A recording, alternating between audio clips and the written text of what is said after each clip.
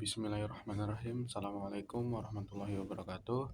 Shalom, Om Swastiastu, Namo Buddhaya, salam kebajikan, dan salam kesejahteraan. Perkenalkan, saya Livaditya Sugiansyah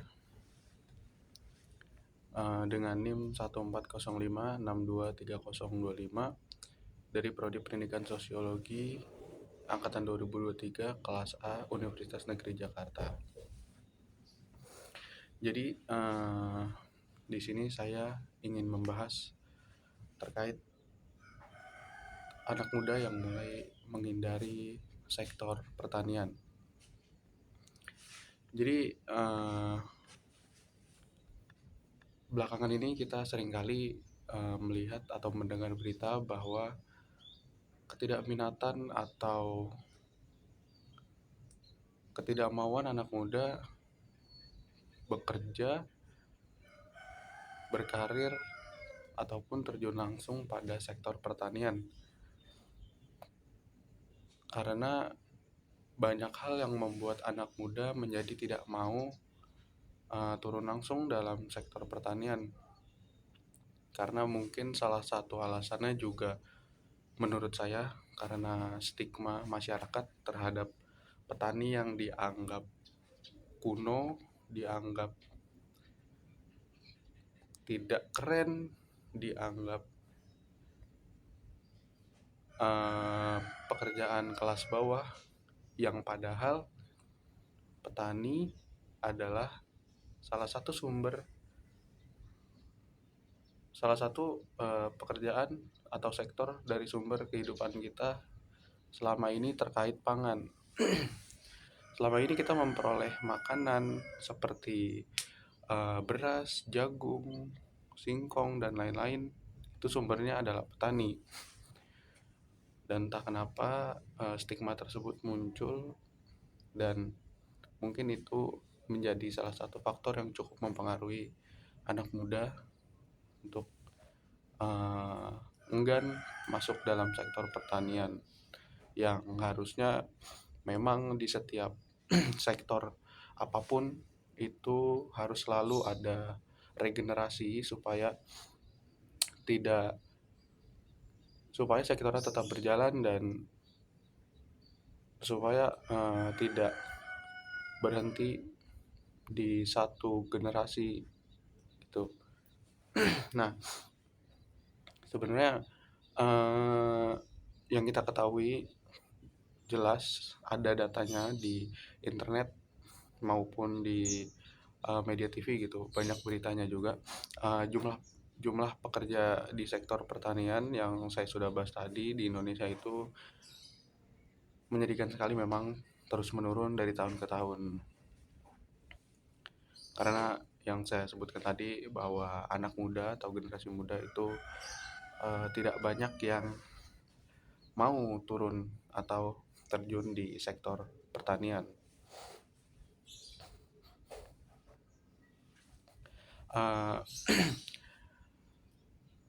Kepala Center of Food and Sustainable Development Institute for Development of Economics and Finance atau INDEF, Abra Talatov, mengatakan lapangan kerja sektor pertanian terus menyusut sejalan dengan turunnya kontribusi sektor ini terhadap produk domestik bruto atau PDB. Nah, jika kita melihat pada data dari Badan Pusat Statistik atau BPS pada tahun 1995, yaitu zaman dulu, kontribusi sektor pertanian itu sebesar 17,1% terhadap PDB. Angka itu terus menyusut seiring berjalannya waktu hingga di tahun 2015, jika dilihat dari BPS, itu menjadi 13,5% terhadap PDB. Itu berarti menyusut sekitar hampir 4% dari tahun 1995. Nah, terus itu menyusut lagi hingga di 2023 hanya menjadi sebesar 12,5% terhadap PDB. itu menyusut 1% dari tahun 2023. Dan ini tentu merupakan sebuah hal yang cukup menyedihkan karena makin tahun ke tahun uh, angka terus merosot, terus menurun karena minat dari anak muda yang seharusnya bisa menjadi penerus bagi orang tuanya mungkin di sektor pertanian kini mulai memudar dan tidak ingin menjadi bagian dari sektor pertanian. Tentu ini merupakan PR yang menurut saya itu sangat serius karena petani adalah salah satu faktor penyuplai kebutuhan harian kita yang sangat besar. Nah, uh, dari sisi penyerapan tenaga kerja pada 1995, pangsa tenaga kerja sektor pertanian itu mencapai 46% dan kian berkurang menjadi 32,9% di 2015. Itu berarti menyusut sekitar hampir 13%. Nah, terus di 2023 itu menyusut lagi dan hanya menjadi sebesar 29,4%.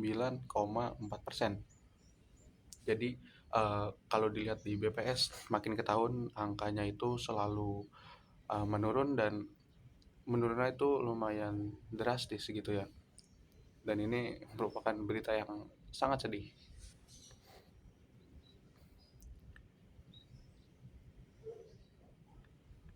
Oke,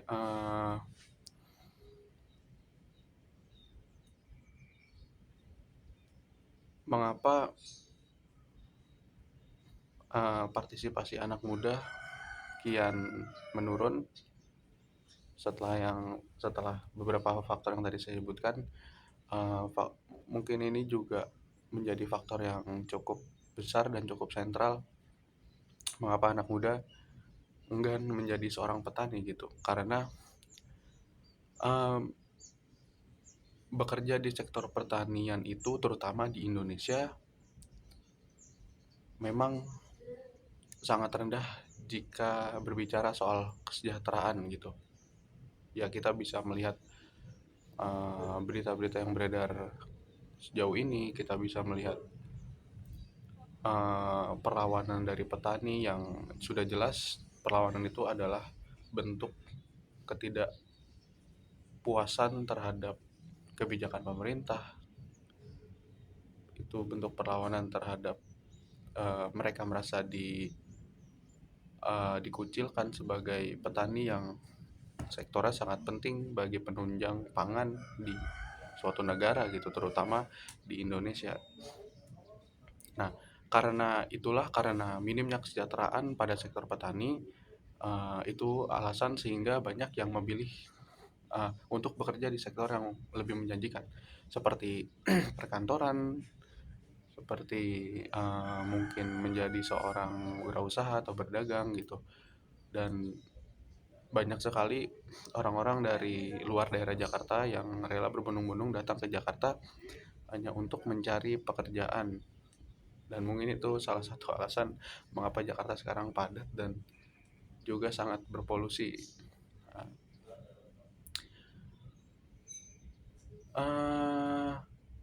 Tingkat kesejahteraan sektor pertanian itu bisa kita lihat dan sangat terlihat dari pendapatan pekerjanya cenderung rendah gitu, dan itu jelas di bawah rata-rata upah minimum regional atau UMR. Nah, karena sektor pertanian terutama petani itu bukan sektor pekerjaan yang memiliki gaji tetap seperti mungkin PNS atau di perkantoran, dan penghasilan petani itu sangat dipengaruhi oleh cuaca, oleh pupuk-pupuk yang memadai atau tidak, oleh perawatan yang baik atau tidak, dan itu semua sudah jelas sangat berkaitan dengan regulasi dari pemerintah gitu, bahwa apakah pemerintah bisa menjamin harga pupuk yang murah, apakah pemerintah bisa memberikan uh, pestisida atau perawatan untuk tanamannya dengan baik, apakah pemerintah bisa menekan harga harga jual dan harga beli di dalam negeri, apakah pemerintah bisa menjamin bahwa produk yang dihasilkan oleh petani itu akan bisa terjual gitu dan tidak menjadi sia-sia. Itu merupakan faktor yang sangat penting, yaitu peran pemerintah gitu. Dan kita bisa lihat sekarang memang itu